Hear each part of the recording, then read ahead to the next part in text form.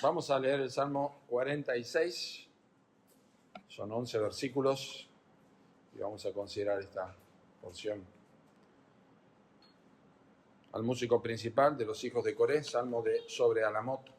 Dios es nuestro amparo y fortaleza, nuestro pronto auxilio en las tribulaciones, por tanto no temeremos, aunque la tierra sea removida y se traspasen los montes al corazón del mar.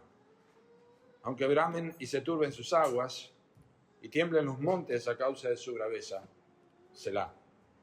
Del río sus corrientes alegran la ciudad de Dios, el santuario de las moradas del Altísimo. Dios está en medio de ella, no será conmovida. Dios la ayudará al clarear la mañana. Bramaron las naciones, titubearon los reinos, dio él su voz, se derritió la tierra. Jehová de los ejércitos está con nosotros. Nuestro refugio es el Dios de Jacob. Selah. Venid, ved las obras de Jehová, que ha puesto asolamientos en la tierra, que hace cesar las guerras hasta los fines de la tierra, que quiebra el arco, corta la lanza y quema los carros en el fuego. Estad quietos y conoced que yo soy Dios. Seré exaltado entre las naciones, enaltecido seré en la tierra. Jehová de los ejércitos está con nosotros. Nuestro refugio es el Dios de Jacob. Selah. El Señor bendiga su palabra.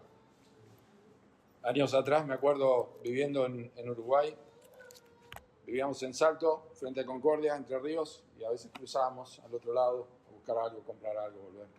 Y recuerdo que cruzamos la represa Salto Grande, y ni bien habíamos cruzado ya la aduana y el puente, se largó una tormenta tan grande que empezaron a caer granizos de este tamaño. Y teníamos a lo lejos el techito, que era el reparo entre, digamos, algunos controles que había, pero estaba vacío, así que apuramos la camioneta, una Ford 59, así que calculen, la chapa era dura, y llegamos a meternos abajo, y venía una moto atrás, y no sabía cómo hacer para llegar hasta Salto, que quedaba 15 kilómetros, así que metimos la moto arriba de la camioneta en la cúpula, y tiempo después pasamos por ahí, varias veces pasamos por ahí, y en el techo de fibrocemento, de esas represas que hacían antes, había unos agujeros así. Tremendo. Y nunca olvidamos ese momento donde paramos y podíamos ver cómo caían las piedras inmensas y nosotros estábamos resguardados. Qué lindo es un refugio cuando estamos en peligro, ¿eh? Bueno, el Salmo 46 habla de esto, pero en un ámbito absolutamente distinto, es el ámbito espiritual. Porque la verdad es que el alma es más importante que el cuerpo. Y este salmo que nosotros leímos es un salmo de testimonio. Como vimos hace unas semanas atrás, en el Salmo 11, donde habla el Salmo 14, la semana pasada, donde habla del músico principal, era la intención de que todos lo cantaran. Y este es un salmo para que todos lo cantaran. Y al parecer esa palabra allí, al músico principal, Salmo de los hijos de Coré, bueno, aquí no lo tengo, pero hay una palabra en otra versión, es la versión de las Américas, si alguno lo tiene, sobre Alamot. Esa frase significa que probablemente se cantaba en la voz soprano, o sea que se escuchaban las damas cantando. Los hijos de Coré son los autores, no es David. Y para entender quién eran los hijos de Coré, uno tiene que leer la historia de Coré, y para eso tiene que leer el libro de Números, especialmente el capítulo 16. Ellos eran levitas y ellos se rebelaron contra la autoridad de Moisés y Aarón y murieron. Perecieron ellos, perecieron los hijos, pero quedaron algunos descendientes que por la gracia de Dios fueron restaurados y en este caso escribieron algunos salmos preservados por la gracia de Dios. Y esto le da un peso especial a la frase Dios es nuestro refugio. Lean Números 16 y van a ver la muerte de los antepasados de los hijos de Coré, para que entendamos esta frase. El contexto de este salmo, ya vamos a las tres cosas que quiero compartir. El contexto de este salmo, la mayoría de los estudiosos creen que se basa en 2 de Reyes capítulo 19, que es cuando Jerusalén fue sitiada por el ejército asirio, cuyo rey era Sennacherib, y no tenían absolutamente ninguna posibilidad de hacer nada. Sennacherib le dijo, entregate porque ningún Dios de ninguna nación pudo hacer nada para librar a su pueblo, así que Dios no va a hacerlo tampoco. Pero el rey Ezequías mandó a callar a todo el mundo, no digan ni una palabra, y durante la noche Dios mató 185.000 soldados y Sennacherib volvió a su tierra avergonzado y allí fue muerto a manos de sus hijos. Y esto explicaría perfectamente el lenguaje de Dios está en medio de ella y el mandato en versículo 10 a estar quietos. Es un salmo que es un testimonio de confianza en la persona de Dios que les permitió atravesar en paz una circunstancia apremiante y al mismo tiempo ver la soberanía de Dios en acción a su favor. Y una de las cosas más útiles que tienen los salmos es que expresan circunstancias que son reales de las personas que escribieron, que aplicaron figuras y en algunos casos imágenes muy vívidas sobre circunstancias que estaban pasando, reales en su tiempo, pero que finalmente son enseñanzas universales para nosotros. Son figuras e imágenes que se utilizan y que tuvieron relación a la experiencia de los autores, pero también se aplican a nosotros, como el Salmo 23, por ejemplo, más conocido. Jehová es mi pastor, nada me faltará, escrito por David, y sabemos que era un pastor de ovejas, y tenía relación con su vida y con su trabajo, pero nosotros podemos decir que aunque andamos en valle de sombra de muerte, no temeremos mal alguno. Dios es nuestro pastor. Cuando hemos creído en Cristo, tenemos a Cristo como nuestro pastor, el buen pastor. Bueno, este salmo, el Salmo 46, no es distinto, no es la excepción en cómo nosotros podemos aplicar enseñanzas o experiencias de los autores a nuestras propias vidas. Solo tenemos que examinarlo un momento y ver cómo se aplican. La tribulación, el peligro, la atmósfera crítica de peligro amenazante está presente con una absoluta claridad en el Salmo, como lo hemos leído desde el mismo inicio, y sin embargo, si prestaron atención, está todo en calma en el Salmo. ¿Cómo es posible esto?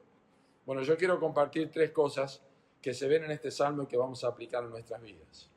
Y la verdad es que el Salmo comienza con lo que, digamos, es al final lo que dijo. Estas personas tuvieron una experiencia, vivieron algo y al final dijeron, wow, realmente Dios es nuestro amparo y fortaleza. Pero lo pusieron al principio, lo escribieron al final. Entonces están haciendo una confesión, que es lo primero que quiero compartir. Es una proclamación de confianza, los versículos 1 al 3. Hay una proclamación de confianza. Hay una situación alarmante, absolutamente crítica, montañas que caen al mar, si la tierra se mueve, y quiere mostrar a través de las expresiones que tiene aquí que Dios es absolutamente confiable.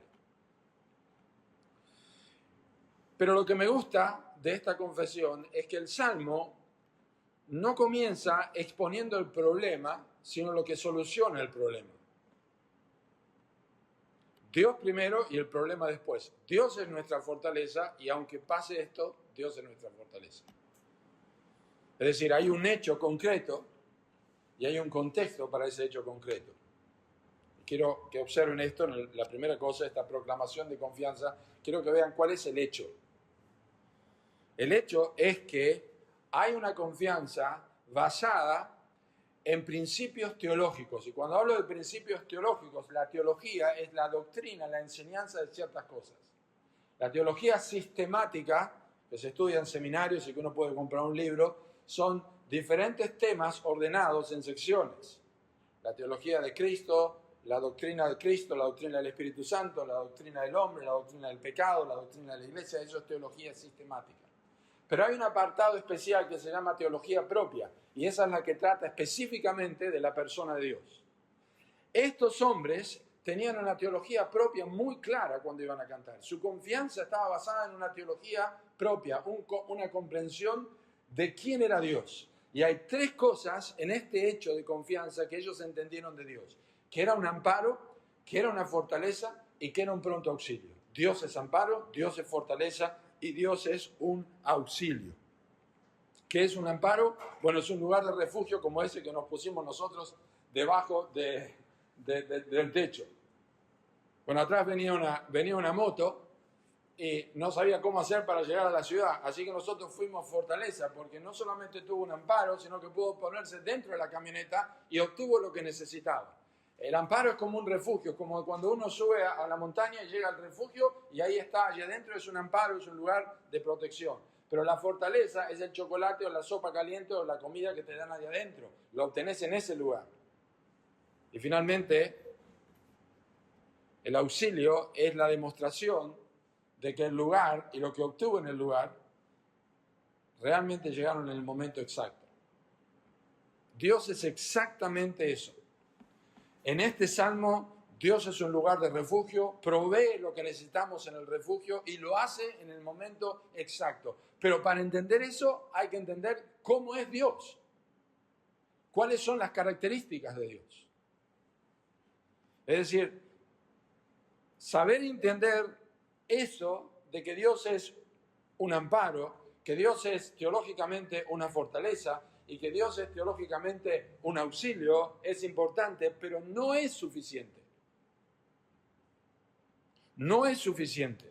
Porque una cosa es la teología sistemática o la teología propia y otra cosa es la teología propia o sistemática aplicada a mi vida, que es exactamente lo que hacen el salmista. El texto dice que Dios es, no dice Dios es amparo y fortaleza y pronto auxilio. Dios es nuestro amparo y Dios es nuestra fortaleza y nuestro pronto auxilio en las tribulaciones.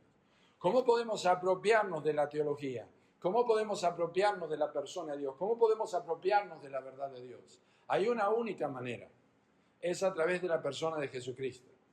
Vamos a ver esto al final otra vez, pero Jesucristo, el Evangelio, es fundamental. Se necesita una relación personal con Cristo a través del arrepentimiento para que Dios pueda ser Emmanuel, Dios con nosotros para mi vida. De lo contrario es imposible. Yo puedo tener todo el conocimiento de Dios y puedo tener toda la teología, pero no lo puedo bajar al corazón porque la única persona que da a conocer al Padre, al Dios de fortaleza, al Dios de amparo, al Dios de auxilio, es la persona de Cristo. El unigénito Hijo que está en el seno del Padre le ha dado a conocer, porque a Dios nadie le vio jamás, pero Cristo nos lo ha dado a conocer. Sin una relación con Cristo, lo único que vas a tener es religión. Lo único que vas a saber es que Dios es una fortaleza, pero no tu fortaleza. Lo único que vas a saber es que Dios es un amparo, pero no tu amparo. Y lo único que vas a saber es que Dios es un auxilio, pero no tu auxilio. Necesitas a Cristo. Necesitas arrepentirte de tus pecados. Necesitas creer que Él es Emmanuel, Dios con nosotros. Llamará su nombre Jesús porque Él salvará a su pueblo de sus pecados. Ahora bien, el amparo y la fortaleza de Dios para aquellos que son sus hijos, que pueden decir Dios es mi amparo y Dios es mi fortaleza, llega en el momento justo para quienes caminan por fe.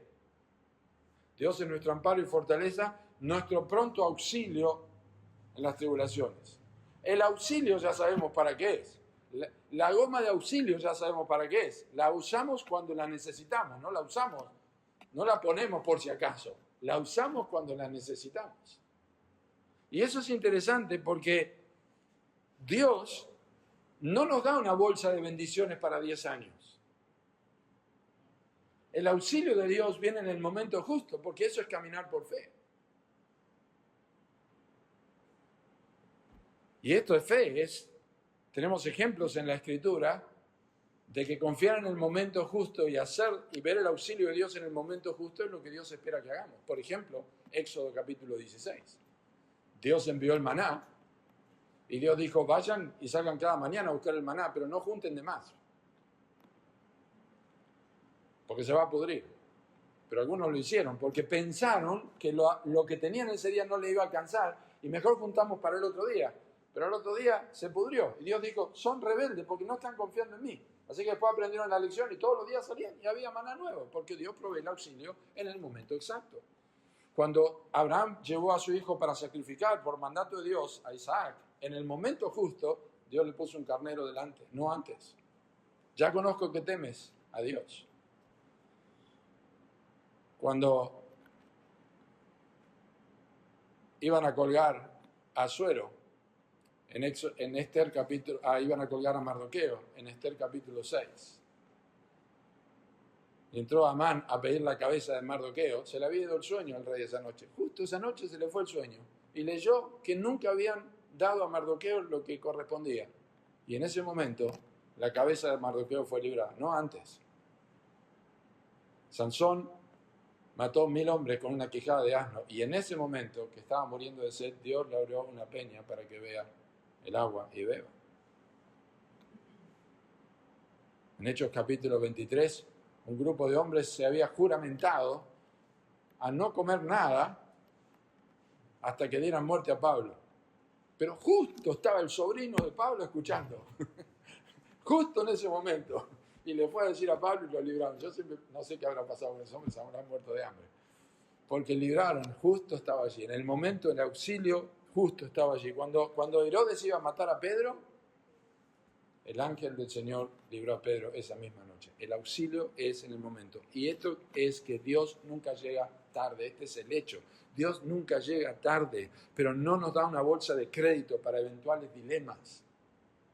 Se requiere fe para el oportuno socorro. Es en el momento de la tribulación. La palabra tribulación es una palabra que significa estrechez. Como el Salmo 4.1 dice, cuando yo estaba en angustia, me hiciste ensanchar. No me sacaste de la angustia y después de la angustia, sino cuando yo estaba en angustia, me hiciste ensanchar. Cuando estaba en tribulación.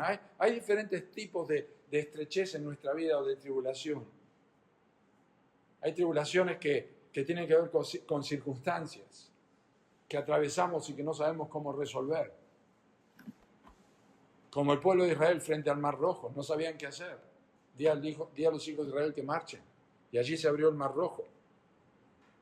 Hay tribulaciones o estrechez emocional a veces. Estamos muy angustiados, como Ana. En 1 Samuel capítulo 1, ella estaba orando y oraba para sí misma, que Dios le concediera un hijo. Y Elí, el sumo sacerdote, estaba mirando y la tuvo por ebria. Y no estoy ebria, estoy pidiendo un hijo. Y en ese momento Dios le concedió lo que pidió. Estaba muy angustiada. Justo en ese momento la libró. Hay estrechez relacional.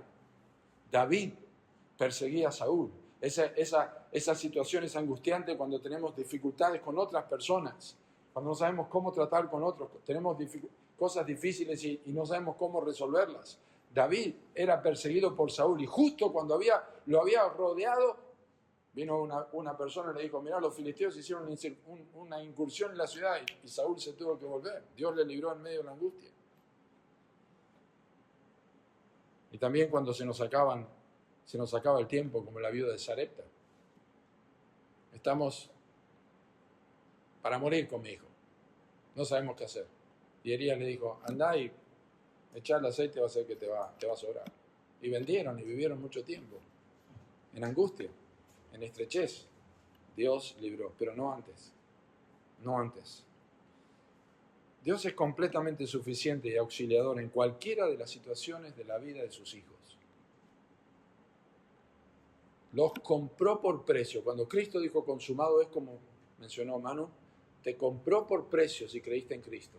Y sos muy amado, y sos muy amada.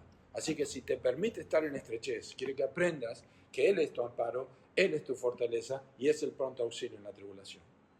Ese es el hecho. Es teología. Pero la teología se tiene que demostrar en la práctica y eso es lo que nos dice el contexto de esta teología. Porque es fácil decir Dios es mi amparo y fortaleza cuando estoy con un kayak en un lago del sur disfrutando, ¿no es cierto? Pero el Salmo nos ilustra el peor contexto. El peor contexto. La tierra removida. Yo nunca estuve en un sismo. ¿Alguien ha estado en un sismo? Se le mueve el piso, dice que es horrible, pues no sabes qué hacer, porque si corres, no sabes si te va a tragar la tierra. Si te quedas en un lugar, se te cae el techo, no sabes qué hacer, es horrible, la gente se desespera, hemos visto videos. Pero me gusta cómo estos hombres que escribieron esto, cómo expresan su confianza en su teología, en quién es Dios. Y me gustan las dos palabras del versículo 2, que dice, por tanto. Ya sabes quién es Dios, ya te dije quién es, yo confío en Él, así que, mira, te lo voy a explicar de esta manera. No importa lo que pase. ¿Y pero qué puede pasar? Mira, que se caigan todas las montañas en el mar. ¿Cómo te lo puedo explicar? No importa. No me voy a mover. Es decir, ese por tanto es un puente lógico. Dios es esto y lo otro para mí. Por lo tanto, no voy a temer. No tenemos que tener miedo. Es una figura contundente. Porque estamos de acuerdo que probablemente tanto el océano, el mar, como las montañas son dos de las cosas más imponentes de la creación. De hecho, Cristo cuando tuvo que hablar de la fe dijo, si oran y dicen a ese monte que se eche en el mar y les será hecho, bueno, si tuviere fe como un grano de mostaza. Usa el ejemplo de la montaña y usa el ejemplo del mar. Son dos extremos inmensos. Esta tribulación es tremenda, pero no es tan terrible como aquella que pueden enfrentar sin Dios, o que van a enfrentar sin Dios aquellos que no tienen a Cristo. Porque si ustedes se acuerdan, el libro de Apocalipsis dice que gente pedía a los montes que caigan sobre ellos.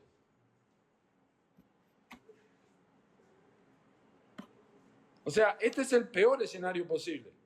Pero está diciendo, si no me muevo con esto, no me muevo con nada. Y va en aumento, porque dice, aunque la tierra sea removida, aunque bramen y se turben sus aguas, ahora que leo la palabra aunque aquí, me acuerdo que en la última canción tenemos que unir las dos palabras, porque dice aunque, hay que ponerlas juntas. Aunque pase esto, aunque pase esto.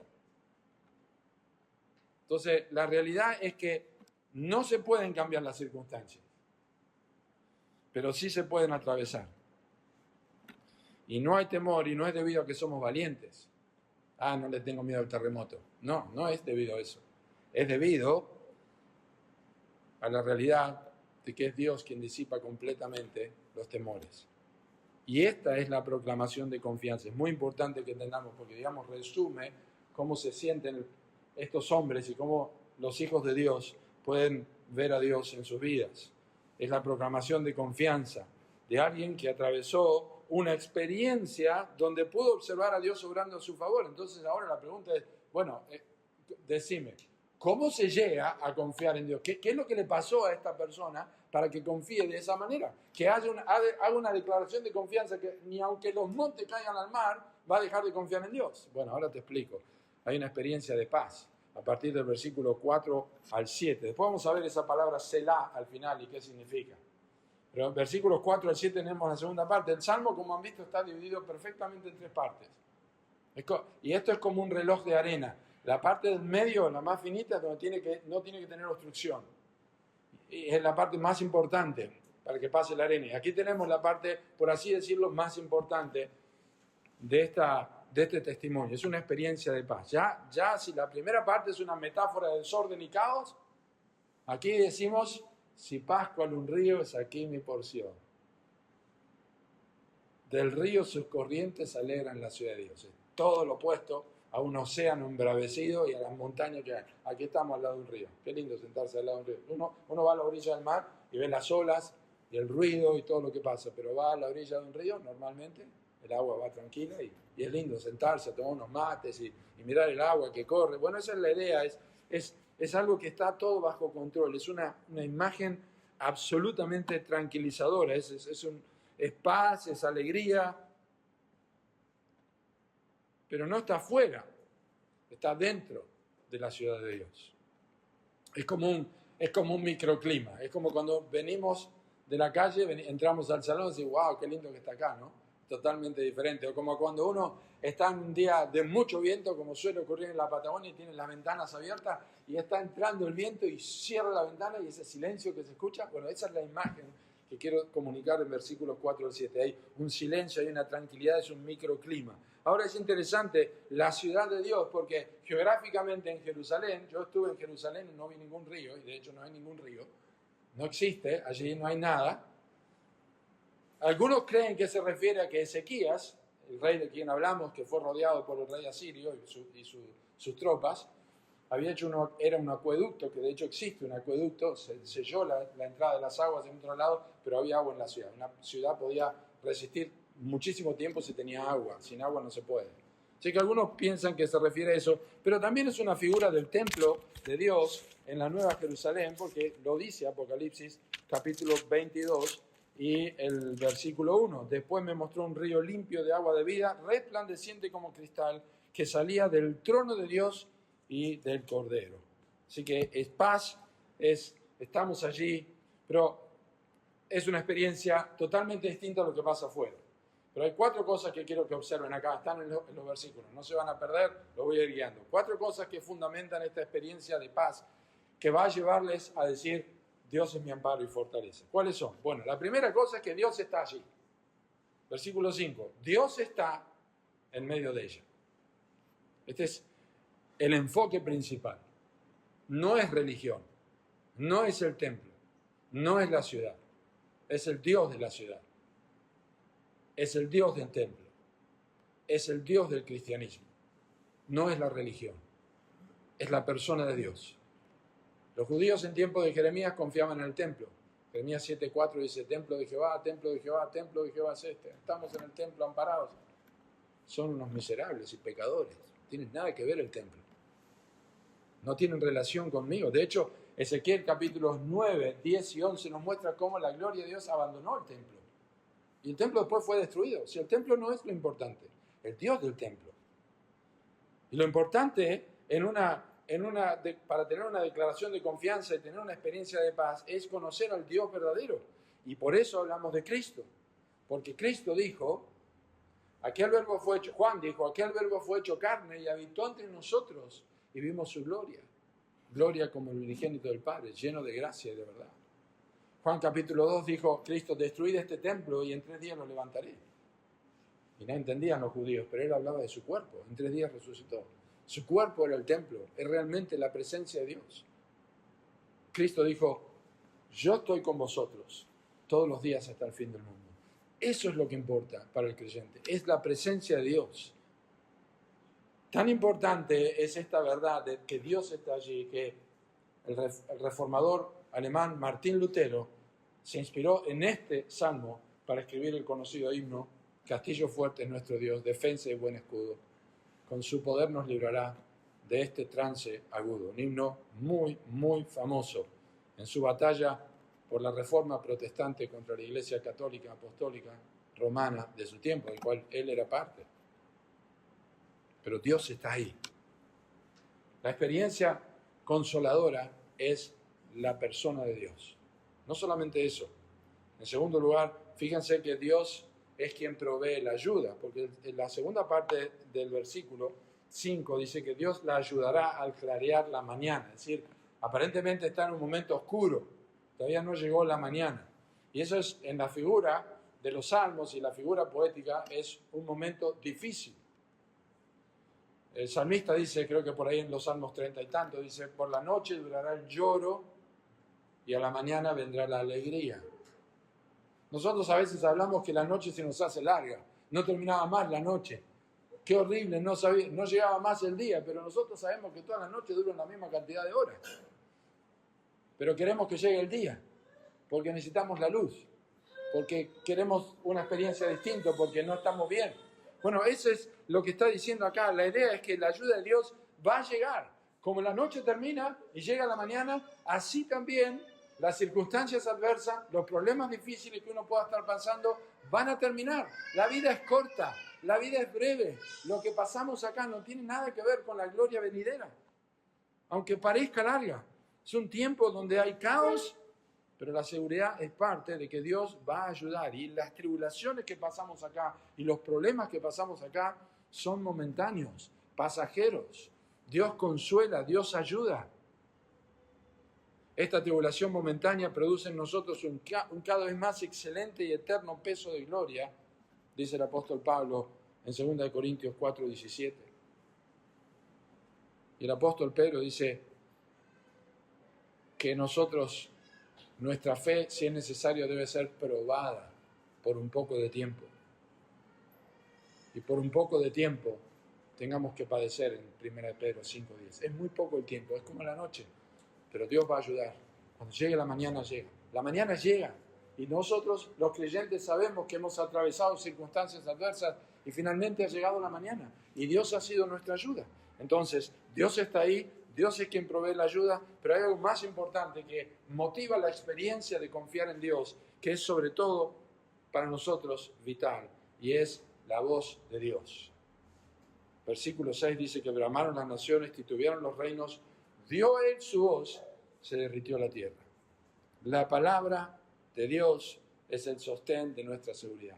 en una tribulación, en un momento de angustia, en un momento de dificultad, en donde parece que se nos mueve el piso, que los montes se van al corazón del mar en nuestra vida, en circunstancias que atravesamos, los creyentes, los hijos de Dios, vuelven a las Escrituras y leen la palabra de Dios sistemáticamente, confiando en que Dios les va a hablar, hacen que la palabra de Cristo more en abundancia en sus vidas, enseñándoles, exhortándoles y animándoles. Permanecen en la Escritura, se animan con la palabra de Dios, recuerdan textos de la palabra de Dios, confían en lo que Dios ha dicho. Es la voz de Dios, no es la iglesia, no es el bautismo, no es las canciones, no es ninguna otra cosa. La palabra de Dios es suficiente. Nuestra seguridad no está en defendernos, sino en la autoridad de las Escrituras. Dios dijo que no me va a desamparar. Dios dijo que no debo temer. Dios dijo que puedo confiar en Él. Dios dijo que es verdadero. Lo dice su palabra. Si no la leo, no lo sé. No lo sé. Y la cuarta cosa de esta experiencia de fe que me lleva a mí a decir que Dios es mi fortaleza en la ciudad de Dios es que nosotros somos débiles, pero igual Dios nos sostiene. Porque por ahí va a decir, pero a mí, ¿yo quién soy?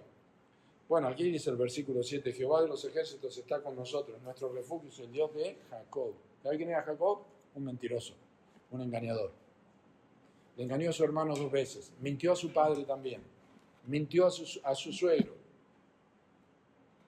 y terminó rengueando de luchar con Dios para al final cambiarle el nombre. Pero ese era Jacob y nosotros somos así. Nosotros somos tan volátiles, somos tan cambiantes, que si es que vamos a ser sostenidos por Dios, es porque cuando somos débiles somos fuertes, porque Él es nuestro refugio, aunque nosotros somos débiles y fallutos. Lo necesitamos. Y finalmente, la tercera cosa es una contemplación de la soberanía de Dios. Este fue el remate para los hijos de Coré, que les llevó a decir, Dios es nuestro amparo y fortaleza. Este es el remate. Es muy interesante, versículos 8 hasta el versículo 11, quiero que presten atención. Estamos en la ciudad, y en la ciudad se escucha bramar las naciones y titubear los reinos afuera. Pero Dios nos invita, y a mí me gusta esta imagen, y dice, vengan a la ventana, vengan a ver lo que está pasando afuera. Vengan y vean las obras de Jehová, puso asolamientos en la tierra. Hace cesar la guerra hasta los fines de la tierra. Observen lo que está allá. Es muy interesante porque la palabra ver aquí el hebreo tiene varias palabras para nosotros también, ver, mirar, observar, los hebreos también, pero la palabra que utiliza aquí es una palabra que significa, y la usaban los profetas, es una mirada que percibe el significado espiritual detrás de un acontecimiento físico. Si veía una olla hirviendo, como Jeremías en capítulo 1, entendía que realmente detrás de eso vienen los babilónicos. Veían una imagen de algo, higos podridos, higos sanos, y Dios le enseñó algo. Esta es la idea que está diciendo acá. Es una mirada fija, es considerar un evento, de percibir un significado espiritual detrás de un evento físico. No es una mirada al pasar, es una mirada fija y constante que hace que yo cambie mi forma de pensar. ¿Y qué es lo que yo necesito observar con atención y cambiar mi forma de pensar? Mi entendimiento de la soberanía de Dios. Dios es soberano. A Dios no se le escapa nada entre los dedos, ni un segundo de nuestra vida. Ni que pierdas un brazo, ni que tengas un cáncer, ni que se muera un pariente tuyo, alguien cercano, ni que ocurra nada en tu vida. A los hijos de Dios, a Dios no se le escapa absolutamente nada. Él está en control de todo. Lo sabemos porque el acontecimiento más trágico y violento de la historia, que fue la cruz de Cristo, dice en Hechos capítulo 2, que fue predeterminado y anticipado por el conocimiento de Dios. Eso es peor que los montes se traspasen al corazón del mar. Dios está en control de todo, pero nosotros perdemos de vista y Dios tiene que llevarnos a la ventana y observar y prestar atención. Entonces, Dios quiere que contemplemos esto y nos lo hace saber a través de su palabra. Una y otra vez nos expresa a través de historias, versículos y enseñanzas teológicas. Lo vemos, Dios es soberano, a Dios no se le escapa nada. Entonces cuando miramos por la ventana, nosotros vemos todo el tumulto, nosotros empezamos a correr de acá para allá, ¿no es cierto?, en nuestra vida. Y si sube el dólar, ¿y qué vamos a hacer? ¿Y cómo voy a pagar esto, no es cierto? Y no se puede sacar fotos, me saco una foto porque ahora la ponen en inteligencia artificial y mañana aparezco, qué sé yo, robando un banco. ¿Y qué va a pasar? Y todo esto, ya tenemos miedo con todo eso, ¿verdad? Y todo lo que ocurre. Y si los alimentos tienen químicos y tengo que estar con las noticias porque si me pierdo algo, ¿qué va a pasar si no entiendo nada? Y vivimos preocupados de acá para allá, mirando. Y entonces ahí estamos por la ventana observando. ¿Y qué nos dice Dios? Y presten atención porque este es el único lugar del Salmo donde Dios habla. El único lugar. ¿Y qué nos dice? ¿Cómo nos gusta ese versículo, no? Estad quietos y conoced que yo soy Dios. Pero yo te voy a dar una sorpresa. Este versículo no significa lo que nosotros hacemos, que estate tranquilo. Que sería lindo que signifique eso, pero tenemos otro versículo para eso. Pero acá en este contexto no significa eso. No significa tranquilo, tranquilo, yo te ayudo, no tengas miedo, que todo va a estar bien. No. Estar quietos en la palabra hebrea significa esto. ¿Podés dejar de gritar? ¿Te podés quedar callado un momento y tranquilo? Yo tengo el control de las cosas. Deja de agarrar el volante, yo lo manejo. Déjame ser Dios. ¿No te das cuenta que no podés hacerlo? Yo sí puedo hacerlo. Estate quieto. Basta. Nosotros estamos, ¿y qué va a pasar en la ventana mirando? Mira lo que pasa. Pará. Como el padre que le dice a los chicos atrás, ¿se pueden callar un poquito en el auto? Yo estoy manejando. Tranquilo. Es un tirón de orejas, en realidad, versículo 10. Y entonces cuando nos quedamos quietos y el Hijo de Dios contempla que Dios tiene control, entonces confiesa. Versículo 11. El Señor está con nosotros. Nuestro refugio es el Dios de Jacob. Y por eso te quiero decir algo. Dios es nuestro amparo y fortaleza, nuestro pronto auxilio en las tribulaciones. Por tanto, no temeremos aunque la tierra sea removida y se traspasen los montes al corazón del mar, aunque bramen y se turben sus aguas y tiemblen los ríos a causa de su braveza, los montes. Por eso en el versículo 11 la palabra refugio es una palabra distinta, que significa un lugar inexpugnable. No te preocupes que acá no puede tocarte nadie, acá no llegan, Esto no es solamente un refugio. Acá no llega nadie, no pueden entrar, no pueden llegar. Y yo quiero concluir remarcando algo muy importante, que todos, ya está implícito en el sermón, pero que todos escogemos un refugio. El problema es que no queremos reconocer nuestra tendencia a escoger refugios distintos que finalmente son ídolos. Lutero dijo esto sobre este refugio. Dijo, preguntarle a tu corazón y examinarlo con diligencia y vas a encontrar si se aferra solo a Dios o no. Si tenés un corazón que no espera de Él nada más que el bien, especialmente en la carencia, en la angustia, y que además renuncia y abandona todo lo que no es Dios, entonces tenés al único Dios verdadero. Pero si tu corazón se aferra a cualquier otra cosa de la cual esperás más bien y más ayuda de la que proviene de Dios, y no te refugias en él, y no te refugias en Dios, sino que en la adversidad huís de Dios, entonces tenés un ídolo, no tenés un Dios. ¿Y cómo es eso? Bueno, ¿qué pasa cuando la economía tiembla? Y salía ¿a qué? A sacar crédito por todos lados. ¿No tomás un tiempo para orar y esperar? ¿El banco es tu refugio? No estoy diciendo que no se puede pedir crédito, sino que, me explico, salimos corriendo. ¿Qué pasa cuando no recibís la aprobación de otros? Ya escribís a alguien, ¿sabés que fulano vos qué pensás? Me pareció que ya empezamos a contarle todos nuestros problemas, pero no vamos a Dios. Dice, Señor, tú eres Mi identidad está en tu persona, no en cómo me tratan otros. O si la salud anda mal. Mal. Y no buscas a Dios. A donde vos recurrís en los momentos más duros y difíciles de tu vida, ese es tu refugio. Y tu refugio te dice si sos idólatra o adorás a Dios. Y ya terminando, te dije que hay 3 Selah, esa palabra hebrea, al final de cada sección, significa que se hacía una pausa en el salmo y se oía la música. Y mientras tanto, la palabra significaba meditar un poquito en lo que escuchaste. Meditar en la estrofa. Básicamente es como si estuviera diciendo, en versículo 3 al final, Selah, te dice, pará, detenete, te pregunto, ¿podés confiar en Dios aunque las montañas caigan? Figurativamente, ¿no? El segundo Selah en versículo 7 está diciendo, pará un poquito.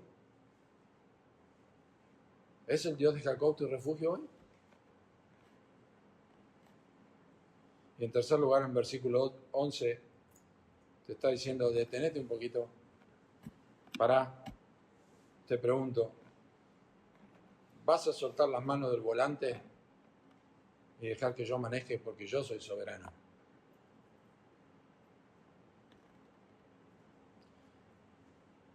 Y ahora sí, yo te invito a hacer una pausa para pensar que solamente en Jesucristo hay refugio.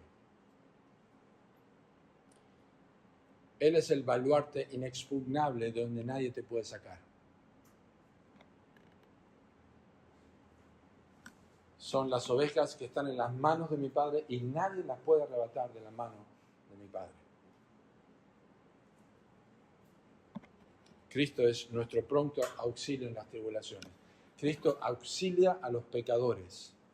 Él vino a buscar y salvar lo que se había perdido. Los sanos no tienen necesidad de médico, sino los enfermos. Él es el auxilio de los pecadores. Pecadores que se arrepienten de sus pecados y confían en Jesucristo y huyen de la ira venidera.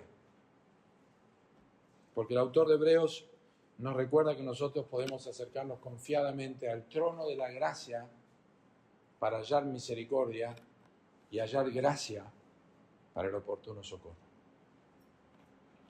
Cada vez que tengas una experiencia alarmante en tu vida, recordá que estás dentro del río, sus corrientes, y escuchá a Dios. Si sos hijo o sos hija, escuchá a Dios. Calma, yo estoy en control, dejá de gritar. Para que después pueda decir, realmente Dios es mi amparo y fortaleza. No voy a temer, aunque me quede sin plata, aunque me venga esta enfermedad, aunque sea lo que venga, Él es mi amparo y fortaleza, mi pronto auxilio en las tribulaciones. Porque Cristo es mi Salvador. Te invito a confiar en Él si no lo has hecho todavía, para que sea tu verdadero auxilio. Vamos a orar. Gracias te damos, Padre, por tu palabra. Pedimos, Señor, la bendigas y te rogamos que podamos bajar la teología a nuestra práctica y disfrutar al Dios, la voz de Dios, a través de la Escritura todos los días, meditándola, asimilándola, para que podamos literalmente darte el control de nuestras vidas, estar quietos y conozcamos que tú eres Dios. Gracias por Jesucristo, que Él es nuestro amparo. Gracias porque Él es el lugar inexpugnable. Nadie nos puede arrebatar de sus manos. Él es Señor de todo. Queremos vivir de esta forma. Oramos en el nombre de Cristo Jesús.